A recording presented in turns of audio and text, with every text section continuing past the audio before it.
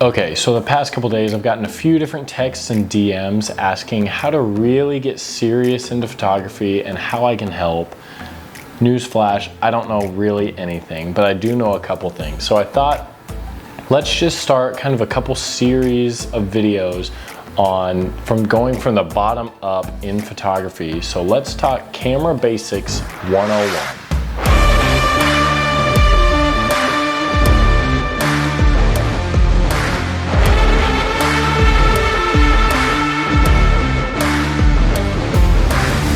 So the very basic understanding of photography essentially boils down to three things: shutter speed, aperture, and ISO. Now these three things all have different functions and are applied in different ways, but they all boil down to one single thing that is the most important thing in photography: lighting. Now, the only real way to understand lighting is to fail and fail again, and to fail basically as many times as it takes to understand all the things not to do, until the only thing left to do is get it right. So that's kind of how I started to understand lighting. I'm still not very good at it. I still struggle with it at times. But these three things, shutter speed, aperture, and ISO, all are the components that you need to light your scenes correctly and to understand how they work with one another to create the image you want. Let's start with shutter speed. Shutter speed is how long your shutter is open, exposing light to either the sensor or the mirror if you're shooting with a DSLR onto that sensor, and how fast that shutter speed is determines how long that shutter is open, exposing light onto the sensor. For example, if your shutter is set to 1 second, your shutter will open for 1 whole second, capture all that light coming in, and then close again, giving you a second long exposure. If you're all the way cranked on the other side at 1/8,000th of a second, then that means that your shutter will be open for 1/8,000th of a second and capture all that light just in that very, very, very small amount of time to give you that photo. To give you a little bit more of a visual example, here's a photo I took of a long exposure. I think the shutter was open for 8 seconds.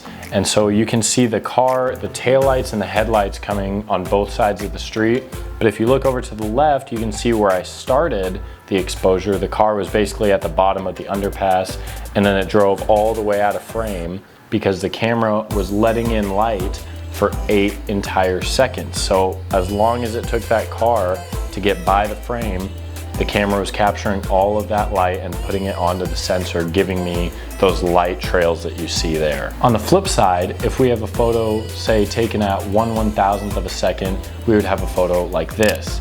Now, this is a photo of a guy doing a windmill dunk, but as you can see, if you look closer at it, you really can't see any motion blur. It's captured very still. There's no motion blur because it's only letting in light for that certain amount of time.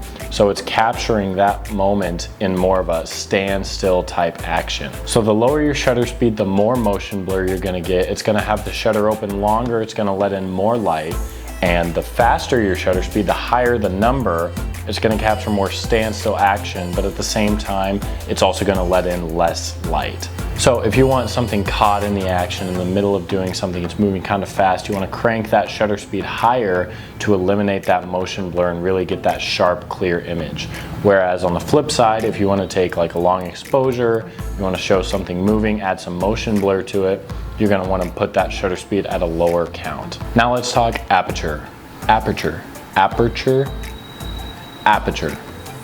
Aperture, let's talk aperture. Aperture refers to depth of field, and to just kind of explain it in a visual term, the reason that this bubbler can and now my face is blurry is depth of field. So it's making something pop off the background. It's drawing your attention to the point of focus, which in this shot is me, and the reason that the background back here is all blurry.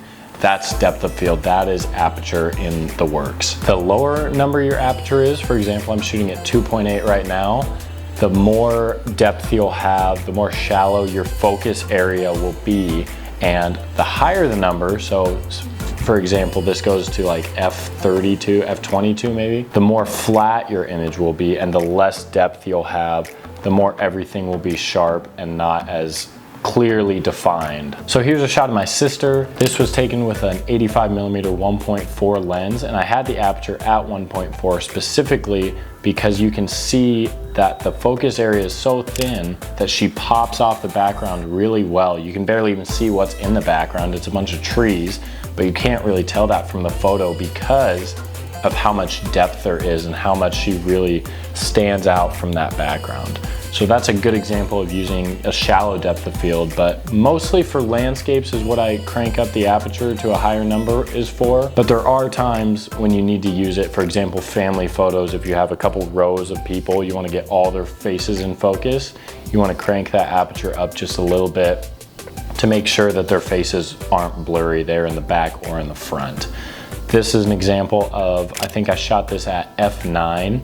This is a landscape shot of a mountain. You can see there's not a whole lot of depth. Nothing really pops off the page, but it does give a nice, clear, sharp image to everything. So if you zoomed into it, you could see everything was in focus instead of potentially just one part of the landscape being in focus, which I didn't want anyway. So whether you're looking for a shallow depth of field or more of a flat image really depends on what you want in focus, and that'll kind of determine what your aperture is. All right, now let's talk ISO. ISO is your camera's sensitivity to light.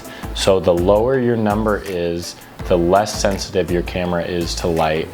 The higher the number is, the more sensitive that sensor will be to light, but it will also brighten up your image, whereas a lower number will darken your image. Now, the pros and cons of this is the lower your number, the less grain you'll have in your photo. You'll produce a sharper image, you'll produce a cleaner image, but the higher you go, you'll start seeing a little more grain, but you will have the pro of getting a little more light in the photo. Now this is a very general rule of thumb. Don't take this for law, but I try to keep my ISO as low as possible. Try to keep that grain out of the image. I want a sharp image, but there are times when you do need to crank that up because you can't get light in any other way. For example, if you're shooting things like a concert, you're shooting a neon sign at night, you're shooting in a gym where your shutter speed is at a certain number and you can't go any lower because you'll start to see some motion blur.